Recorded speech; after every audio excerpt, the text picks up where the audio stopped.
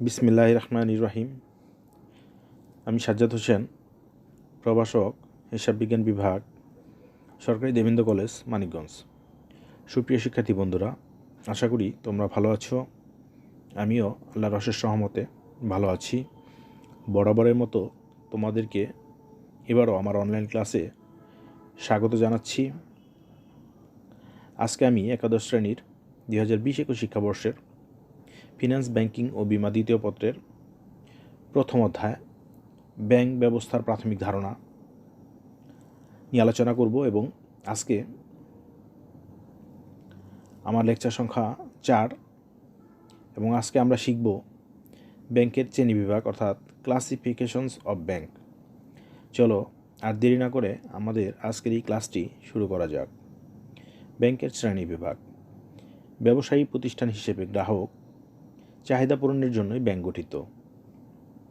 বৈচিত্র্যপূর্ণ কাজের মধ্য দিয়ে নানা ধরনের ব্যাংক দেখা যায়। মানুষ নিজের প্রয়োজনেই অর্থনৈতিক কার্যক্রমে জড়িত হয়েছে এবং অতিরিক্ত উপার্জনে সক্ষম হয়েছে। মানুষ নিজের উদ্বৃত্ত অর্থ সংরক্ষণ করে। মানুষের এসব চিন্তা ভাবনাকে ধারণ করেই বিভিন্ন ধরনের ব্যাংকিং প্রতিষ্ঠান গড়ে উঠেছে। মানুষের আর্থিক কার্যক্রমকে নিরাপদ ও গতিশীল করার জন্যই ব্যাংক। গ্রাহকদের চাহিদা, গঠন প্রকৃতি, মূলধন, মালিকানা প্রভৃতির ওপর ভিত্তি করে ব্যাংক বিভিন্ন ধরনের হয়ে থাকে। ব্যাংকে প্রাথমিকভাবে 3 শ্রেণীতে বিন্যস্ত করা যায়। নিচে একটি ছকে ব্যাংকের ধরনগুলো তুলে ধরা হলো। ব্যাংক মালিকানা ভিত্তিক, কার্যভিত্তিক, গঠন প্রণালী ভিত্তিক, এই 3 ধরনের হয়ে থাকে।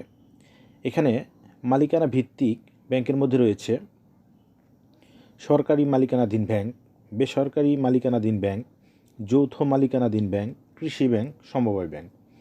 কার্যভিত্তিক ব্যাংকের মধ্যে রয়েছে কেন্দ্রীয় ব্যাংক, বাণিজ্যিক ব্যাংক, শিল্প ব্যাংক, গ্রুপ ব্যাংক, মিশ্র ব্যাংক, ক্ষুদ্র ও কুটির শিল্প ব্যাংক, ভূমি বন্ধকি ব্যাংক, বিনিময় ব্যাংক, সঞ্চয়ী ব্যাংক, মহিলা ব্যাংক, বিদেশি ব্যাংক, আন্তর্জাতিক ব্যাংক।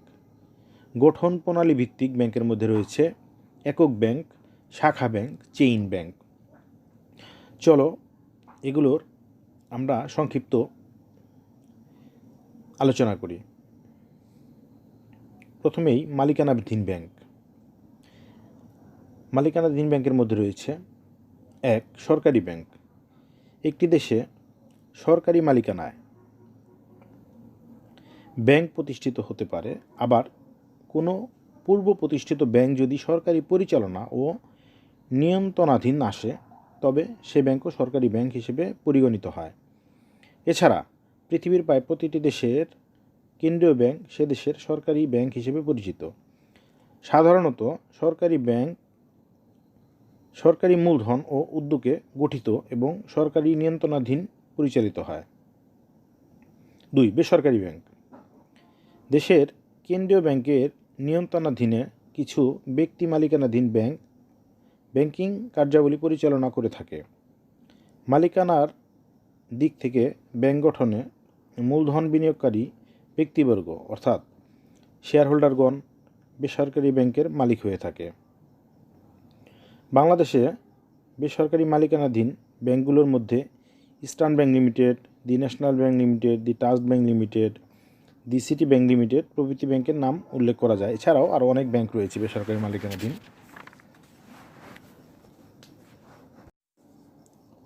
3. যৌথ মালিকানাধীন ব্যাংক। ব্যাংকের যৌথ মালিকানা থাকতে পারে। সাধারণত যখন কোনো ব্যাংক সরকারি ও বেসরকারি উদ্যোগে গঠিত এবং সরকারি ও বেসরকারি যৌথভাবে নিয়ন্ত্রিত এবং পরিচালিত হয় তখন সে ব্যাংকে সরকারি ও বেসরকারি যৌথ মালিকানাধীন ব্যাংক বলা হয়। যৌথ মালিকানাধীন ব্যাংক সাধারণত ব্যাংকিং কার্যক্রমই সম্পাদন করে থাকে। 4. কৃষি ব্যাংক। কৃষিখাতের উন্নয়নের জন্য বিশেষায়িত ব্যাংক প্রতিষ্ঠিত হতে পারে। বিশেষায়িত আর্থিক প্রতিষ্ঠানের নামই কৃষি ব্যাংক। কৃষি, মৎস্য, ক্ষুদ্র কুটির শিল্পে আর্থিক সহায়তা দান এবং ব্যাংকিং সুবিধা প্রদান করাই কৃষি ব্যাংকের কাজ। কৃষকদেরকে কৃষিকাজের জন্য স্বল্প, মধ্য ও দীর্ঘমেয়াদী ঋণ দেওয়াই কৃষি ব্যাংকের অন্যতম কাজ। আমানত হিসেবে গৃহীত অর্থ বিভিন্ন উৎপাদনশীল খাতে বিনিয়োগ করাও কৃষি ব্যাংকের কাজ। এছাড়া বিল বাট্টাকরণ, কৃষি বহির্ভূত ঋণ প্রদান করাও কৃষি ব্যাংকের কাজ। 5. সমবায় ব্যাংক অর্থনৈতিক মুক্তির লক্ষ্যে সমাজের কৃষক, শ্রমিক ও স্বল্প আয়ের লোকদের সঞ্চয়ে উৎসাহ প্রদান ও স্বনির্ভরতা অর্জনের জন্য সমবায় আইনের মাধ্যমে সৃষ্ট ব্যাংকই সমবায় ব্যাংক। সমবায় আইন অনুযায়ী প্রতিষ্ঠিত সমবায় ব্যাংকগুলোর ব্যাংকিং কার্যক্রম পরিচালনা করে থাকে সমবায় ব্যাংক। আধুনিক ব্যবসায়িক নীতিমালা ও প্রযুক্তি ব্যবহারের মাধ্যমে কার্যক্রম গ্রহণে উৎসাহিত করাও সমবায় ব্যাংকের কাজ। সমবায়ের মাধ্যমে উৎপাদিত পণ্যের সংরক্ষণ ব্যবস্থা গড়ে তোলা এবং এর জন্য গুদামঘর নির্মাণে সমবায় ব্যাংক আর্থিক সহায়তা দিয়ে থাকে। 6. গ্রামীণ ব্যাংক প্রান্তিক মানুষকে জামানত ছাড়াই ঋণ দেওয়ার একমাত্র গ্রামীণ ব্যাংক। গ্রাম ভিত্তিক অর্থনৈতিক দেশ বাংলাদেশ। এদেশের গ্রামীণ অর্থনীতির ভিতকে মজবুত করার জন্য যে বিশেষ ব্যাংকিং কার্যক্রম নিয়ে যে প্রতিষ্ঠানটি গড়ে ওঠে সেটি গ্রামীণ ব্যাংক। গ্রামের অপেক্ষাকৃত অর্থনৈতিকভাবে দুর্বল লোকদের সাংগঠনিক উপায়ে দলভুক্ত করে।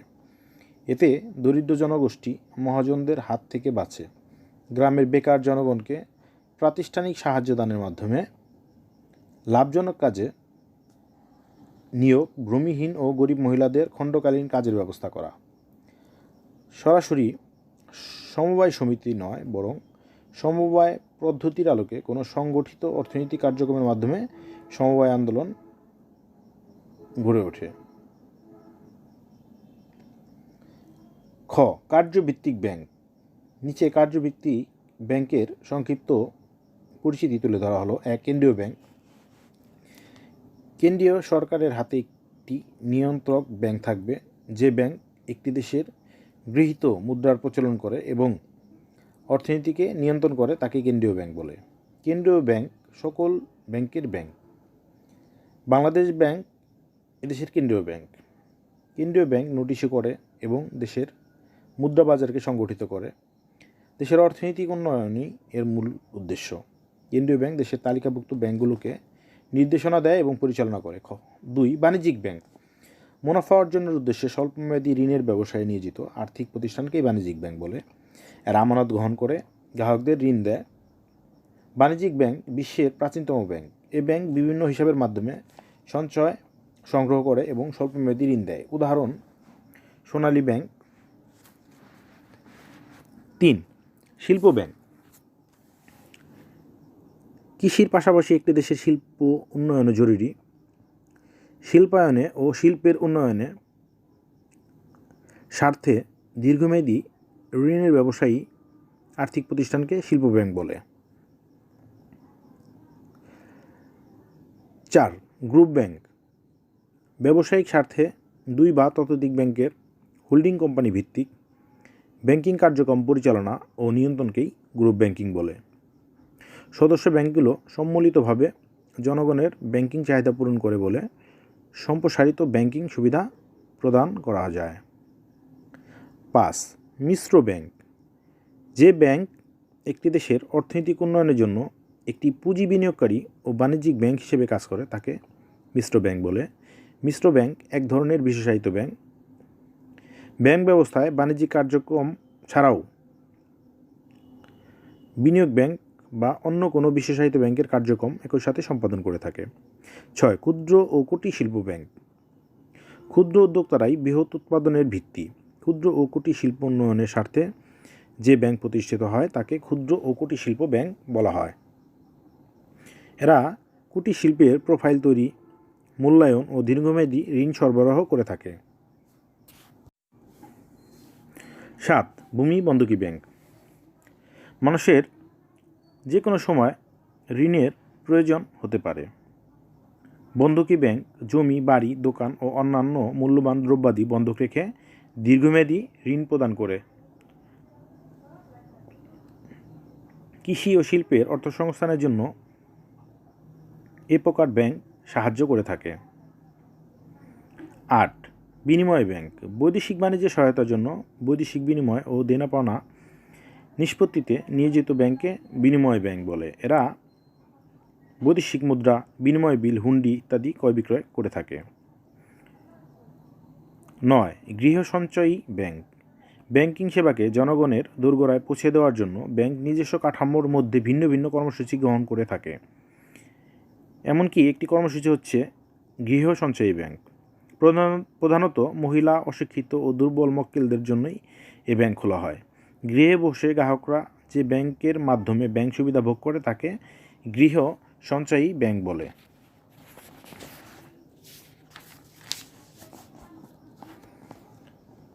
10. মহিলা ব্যাংক।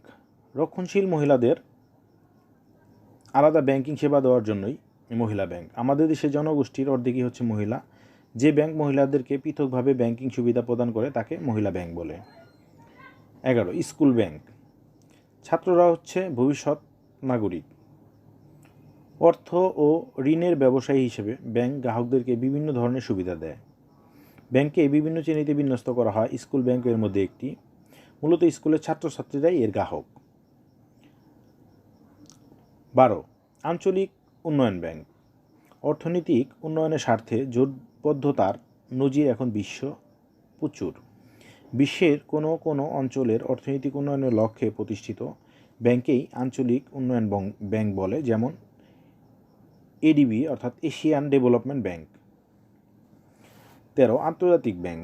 বিশ্বায়নের সকল কার্যক্রম চালানোর জন্য আন্তর্জাতিক ব্যাংক। আন্তর্জাতিক পর্যায়ে সদস্য দেশগুলো অর্থনৈতিক উন্নয়নের জন্য যে ব্যাংক অর্থ সাহায্য করে তাকে আন্তর্জাতিক ব্যাংক বলে, যেমন IMF, ওয়ার্ল্ড ব্যাংক। গঠন প্রণালী ভিত্তিক। নিম্নে গঠন প্রণালী ভিত্তিক ব্যাংকের সংক্ষিপ্ত পরিচিতি তুলে ধরা হলো। 1. একক ব্যাংক। যে কোনো বিনিয়োগকারী একক প্রচেষ্টায় ব্যাংকের উদ্যোগ নিতে পারে। জনগণ বা ব্যবসায়ীদের চাহিদার কথা বিবেচনা করেই একক প্রতিষ্ঠান হিসেবে গড়ে উঠেছে।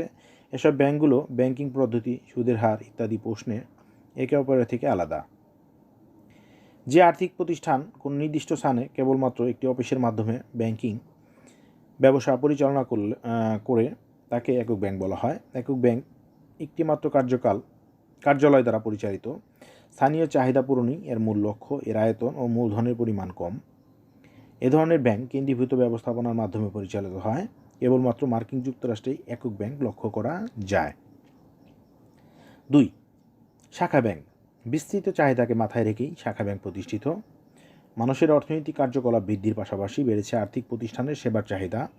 ক্রমবর্ধমান চাহিদাকে মোকাবেলা করার জন্য ব্যাংক দেশে বিদেশে শাখায় স্থাপনের পদক্ষেপ নেয়।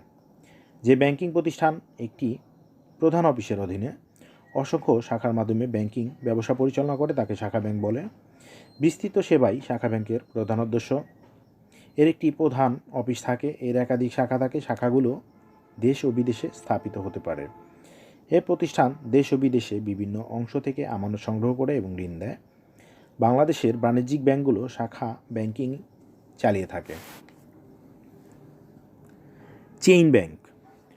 গঠন প্রণালীর ভিন্নতা অর্থাৎ সাংগঠনিক কাঠামোর ভিন্নতার উপর নির্ভর করে চেইন ব্যাংকের উদ্ভব। আলাদা বৈশিষ্ট্য সম্পন্ন একাধিক ব্যাংক নিজেদের স্বাতন্ত্র্য বজায় রেখে একটি সংস্থা গড়ে তোলে, যা চেইন ব্যাংক হিসেবে পরিচিতি। 1920 সালে মার্কিন যুক্তরাষ্ট্রে চেইন ব্যাংক চালু হয়। কতগুলো ব্যাংক যখন পৃথক সত্তা বজায় রেখে নিজেদের মধ্যে ক্ষতিকর প্রতিযোগিতা বন্ধ করে যৌথভাবে ব্যাংকিং কার্য সম্পাদন ও নিয়ন্ত্রণ করে থাকে, তখন এ ধরনের ব্যাংক ব্যবস্থাকে চেইন ব্যাংক বলে। চেইন ব্যাংকের লাভ লোকসান সদস্য ব্যাংকগুলো ভোগ করে। সম্প্রসারিত ব্যাংকিং সেবা প্রদান, হোল্ডিং কোম্পানির অনুরূপ দক্ষ ব্যাংকিং ও কারিগরি সুবিধা। মূলত ব্যাংকিং জগতে পারস্পরিক প্রতিযোগিতা বন্ধের জন্যই চেইন ব্যাংক গড়ে ওঠে। 4. মিশ্র ব্যাংক। ব্যবসায়ের প্রয়োজনে যে কোনো মিশ্রণই ঘটতে পারে। যে ব্যাংক একটি দেশের অর্থনৈতিক উন্নয়নের জন্য একটি পুঁজি বিনিয়োগকারী ও বাণিজ্যিক ব্যাংক হিসেবে কাজ করে তাকে মিশ্র ব্যাংক বলে। মিশ্র ব্যাংক ব্যবস্থাকে একটি বিশেষায়িত ব্যাংকিং বলা হয়। এক কথায়, যে ব্যাংক ব্যবস্থায় বাণিজ্যিক ব্যাংক কার্যক্রম ছাড়াও বিনিয়োগ ব্যাংক বা অন্য কোনো বিশেষায়িত ব্যাংকের কার্যক্রম একই সাথে সম্পাদন করে থাকে তাকে মিশ্র ব্যাংক বলে। আলোচিত শ্রেণীর ব্যাংকগুলো একটি দেশের অর্থনীতিতে কাজ করে, তবে কার্যভিত্তিক শ্রেণীর ব্যাংকগুলোর মধ্যে আরও কয়েক ধরনের হতে পারে, যেমন বিনিয়োগ ব্যাংক, শ্রমিক ব্যাংক, দেশীয় ব্যাংক ইত্যাদি। ভবিষ্যৎ প্রয়োজনে ব্যাংকিং সেবায় আরও নতুন ধরনের ব্যাংক আসলেও অবাক হওয়ার কিছু নেই। সুপ্রিয় শিক্ষার্থী বন্ধুরা, এই ছিল আজকে আমাদের এই ক্লাসটি। অর্থাৎ এই ক্লাসটি তোমরা আরও বাসায় ভালো করে দেখে নিবে এবং পড়ে নিবে। এর ফলে তোমরা সৃজনশীল প্রশ্নের পাশাপাশি তোমরা নৈবেত্তিক প্রশ্নগুলো অর্থাৎ বহু নির্বাচনী প্রশ্নগুলো তোমরা উত্তর করতে পারবে। তো আজকে এই পর্যন্তই। সবাই ভালো থাকবে। আগামী ক্লাসে আবার হাজির হব নতুন কোনো বিষয় নিয়ে। আল্লাহ হাফেজ।